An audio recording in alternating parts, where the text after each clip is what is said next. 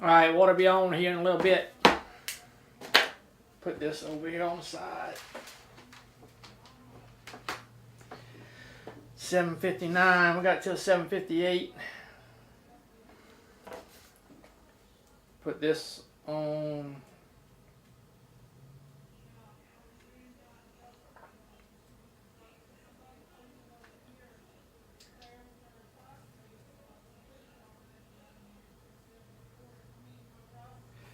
Alright, so 7:59, we're going to be on in a few minutes. It's bobblehead day today. Bobblehead day.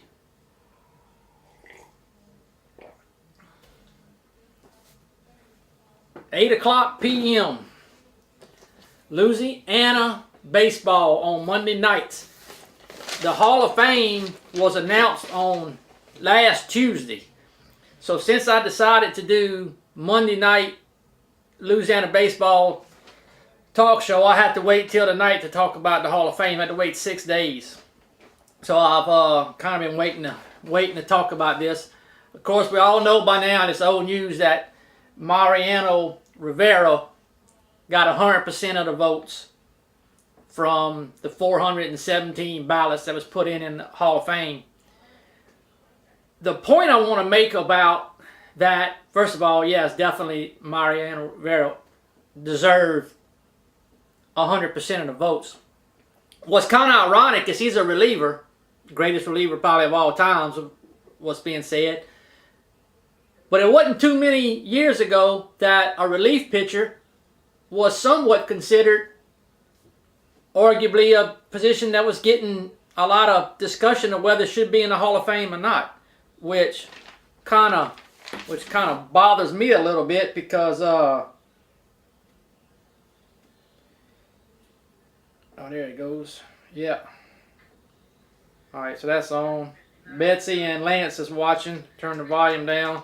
Hey Betsy, hey Lance. Y'all tell me if my volume is messing up. I've been having some audio technology issues. Nothing's wrong with my equipment. The problem is between these Astrodome seats and this table. Right here. That's where the problem's at. So Joe Effenberger's family's watching. Our Sweeney family for Sweeney Bulldog Baseball. So as you can see, I got my bobbleheads out here. It's bobblehead night tonight here at on Louisiana Baseball Talk Show. And we was talking about Mariano Rivera getting 100% of the votes being a relief pitcher. And how outstanding that was. And how not too long ago a relief pitcher was somewhat, not taboo. I mean, Eckersley's in there. There's some relief pitchers just got in recently. But Louisiana baseball is what we're talking about. So what I want to talk about is Lee Smith. Lee Smith, relief pitcher, born in Jamestown, Louisiana. So in between, say, kind of Shreveport and Monroe and Alexandria, kind of up in that north central Louisiana. Went to Northwestern State University. Relief pitcher. For 15 years, Lee Smith was on the ballot and could never get voted in by the Baseball Writers Association. And he was grandfathered because just a few years ago, Hall of Fame changed their rules to 10 years and then you're off. Well, he was already on there, so anybody that was on there at the time they changed their rules, they granted them till their 15th year. Lee Smith was the last person for 15 years. Still did not get in, but one of the committees that votes every year, they rotate, and I think it was called the Today's Era Committee, something like that, voted in Lee Smith. So Louisiana has a new Hall of Famer to go with Mel Ott and a few others. Of course, Mel Ott being the most famous one that's in there from New Orleans. Also on that ballot was Will Clark from New Orleans. We got some other folks watching. Dina, Simon, Taylor. Hey, T. Holly. It's one of my definitely Louisiana baseball, softball players there. Man, that girl could go back in the 5'6" Derek Jeter like many times. T. Holly. So, Will Clark and Albert Bell. Albert Bell from Shreveport played for LSU. I mean, listen to this stuff. A 5-time All-Star, 100 plus RBIs 9 times, hit 50 home runs and 50 doubles one season. Nobody's done this in the history of baseball. Now, Albert Bell was not the friendliest guy to get along with or whatever, but, I mean, we're not asking the guy to be a saint. You don't put him in the Hall of Fame because he's a saint. You put him in the Hall of Fame because he's a great baseball player. Of course, Albert got that one little deal with the cork bat issue where they did the MacGyver deal. They went in there, snuck in from the ceiling and took the bat out from the investigation room. Man, I mean, that would have been movie stuff, right? You had a camera set up in there. They lowered a pitcher down from the roof through a suspended ceiling, and he gets the bat out of there, and the bat disappears, and they wasn't able to perform the test if the bat was corked or not. That's a little deal on Albert Bell. But a 564 slugging career, 13th all time. I mean, to get in the Major League Baseball Hall of Fame is the hardest. It's hard enough to play college ball after high school. Then you got to go through the minor leagues. You got to make the cut through all that. Then you got to make Major League Baseball. You got to make it for 10 years before you're even eligible for the Hall of Fame. If you make it that long, man, just put him in. You know, I'm exaggerating a little bit, but they argue about the Hall of Good, the Hall of Great, the Hall of Fame. Okay, Albert Bell was on the bubble. He got less than 5 votes out of a 16. I think it was 16 people on that committee, on that Today's Era committee. Will Clark, same thing.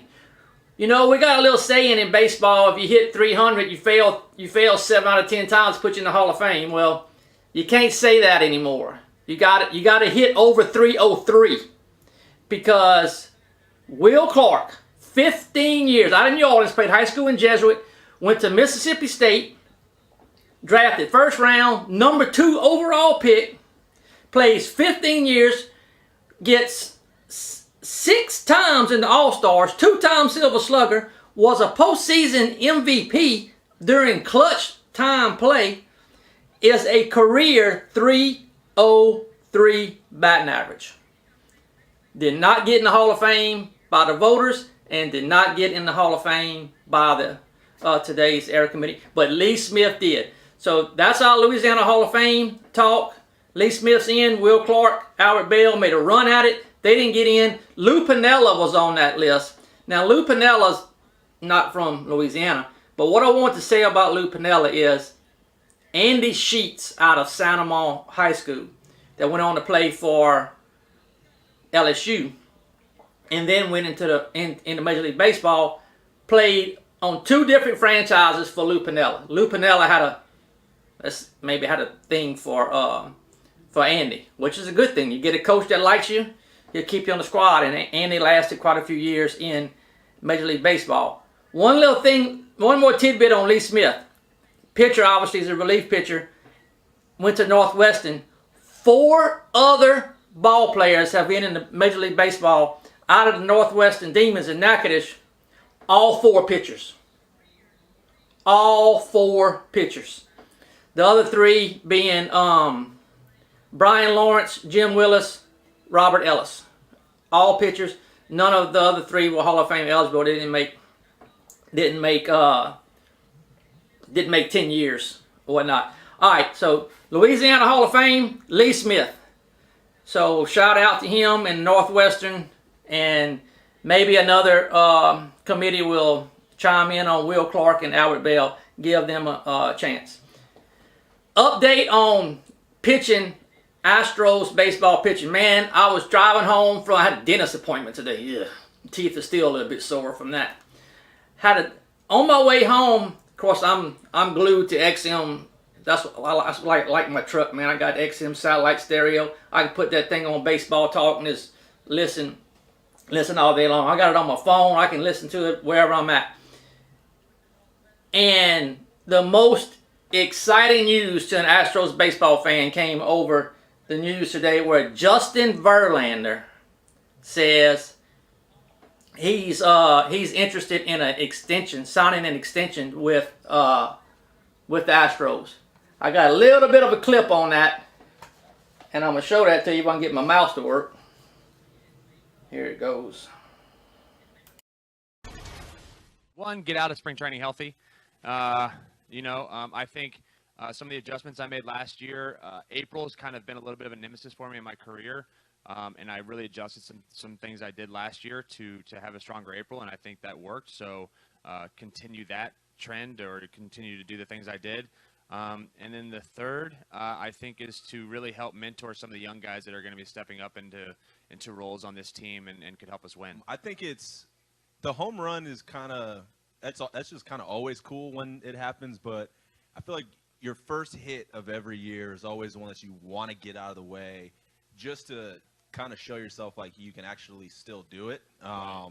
Spring training is always a tough one because you feel like you're getting dominated for the first like 3 weeks. You're like, I don't think I'm ever going to get a hit, and then you get one and you get two, and then it's fun. But it's not fun to face guys like him in spring training when they're trying to work on things. He's throwing 97, trying to work on things like I am too. I'm just trying to see the ball, but I can't. It's 98. I love it here. This is a great place to play. It's an awesome place to live. I live here. I've lived here for 5 years now, and to get a chance to be amongst that, the greatest fan base in the world, I believe, the best type of people. I'll love it here. So hopefully I can play here for a very, very long time. I would love to, but we'll have to see what happens. All right, so that was from Fan Fest, which I got a chance to go to Fan Fest. That's where I got my little Todd Callis. Got to talk to play-by-play man Todd Callis and talk about that little story I told the other night on Facebook Live about the Val Bueno ball. But what did you think about what you got to read a little bit between the lines and read into that a little bit? But Verlander said he wants to help bring up these young pitchers, and his contract ends after this year. So if they don't come up this year, he got to have a contract extension. So the media jumped all over that, man. That was pretty cool. So I was glad to see that. And so some more talk was going on about Keuchel and Marvin Gonzalez, and Jim Crane was interviewed during Fan Fest saying they're still in on Keuchel. That's going to be Keuchel's decision. Since he hasn't signed yet, and some free agents are still out there, but since we had our free agent talk last week, Keyboard Warrior's been blasting the media, and some boys have been signing. So that's a good thing. Here's what Jim Crane had to say about what he thinks about Dallas Keuchel and Marvin Gonzalez.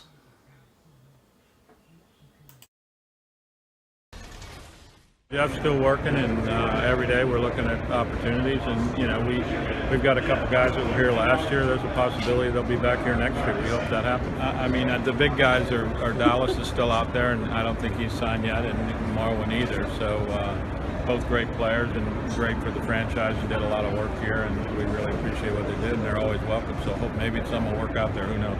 I can't comment. We've had interest in both those players. They know it, and obviously they both were critical parts of our success the last 6 years, and so I'd love to keep them in the family, but that's something that we really can't talk about. All right, so there was Jim, Leno's got to be a little more cautious than Jim Crane. Jim Crane's the owner. Yeah, I'm in on these guys, and Leno's trying to play in this course like a poker hand. You don't want to let them know how much you want them so that they can't ask for as much money as you want to get. And the reason why this part is on Louisiana baseball, there's a lot of Louisiana baseball fans of the Houston Astros because Louisiana don't have a team. Back when I was growing up, it was all Houston. Then TBS comes in and brings the Atlanta Braves into the living room, and a lot of Atlanta Braves fans were born. Of course, you got the Yankee fans and you got the Chicago Cub fans. That's all over the place.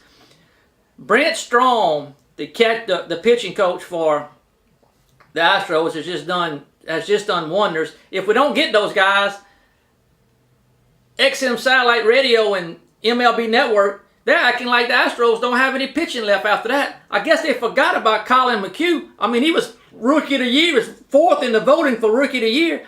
He's got 6-7 years of starting pitching time behind him. Got an ERA of 2.73. over 154 innings pitching his last year starting, had a whip of 1.022. I mean, that ain't bad for a number 3 starter. And Brad Peacock, and we got a lot of young guys coming up. So that's I think Louisiana baseball and Astros fans would want to know about where the Astros are going with with their pitching rotation. Free agents, talking about pitchers here, Wade Miley and Aaron Loop. Wade Miley from Southeastern over in Hammond, grew up in Laranja, Louisiana, and then played right there in his backyard for Hammond, first round draft pick. Had a really good season last year with Milwaukee Brewers. And the reason why I bring up Brent Strom, he's made everybody a better pitcher than they were wherever they came from, including Colin McHugh. Colin McHugh was released by the New York Mets and Colorado. Released, cut, like, go home. You ain't good enough to play for us. The Astros pick up McHugh, and look what Brent Strom's made out of him. Marvin Gonzalez was released. The Astros picked him up in the Rule 5 draft. Look what the Astros made out of Marvin Gonzalez, probably the best utility man to ever play the game of baseball. So the Astros have a way with their coaching staff to make these guys better. So Wade Miley, Louisiana product, Aaron Loop out of, I can't remember if it's Destrehan or Hornville or somewhere between where I grew up in Santa Monica and New Orleans. So that's where Aaron Loop's from. And I tell you what's cool about Aaron Loop. Last year, Aaron Loop was with the Toronto Blue Jays. They were selling out. They were selling everybody. They traded him to the Phillies for Louisiana native Jacob Waguespack. So here's Jacob Waguespack, gets traded from the Philadelphia Phillies. He's a AAA pitcher at the time. He goes to the Toronto Blue Jays for Louisiana pitcher Aaron Loop.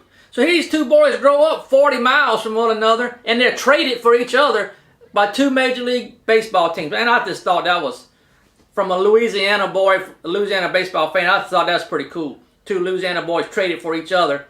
Now, Jacob Waguespack has made the 40-man roster for Toronto. That means he is very likely to get a shot at playing his debut in 2019. So that might be your next Louisiana-born player to make a Major League Baseball team. Aaron Loop is a free agent. Wade Miley is a free agent. 2 Louisiana boys. Left-handed pitchers. I'd like to see both of them be entertained by the Houston Astros. So one of the things that I said I would talk about is how this free agent stuff is affecting some other Louisiana players. So I talked a little bit about how it affected Jacob Waguespack.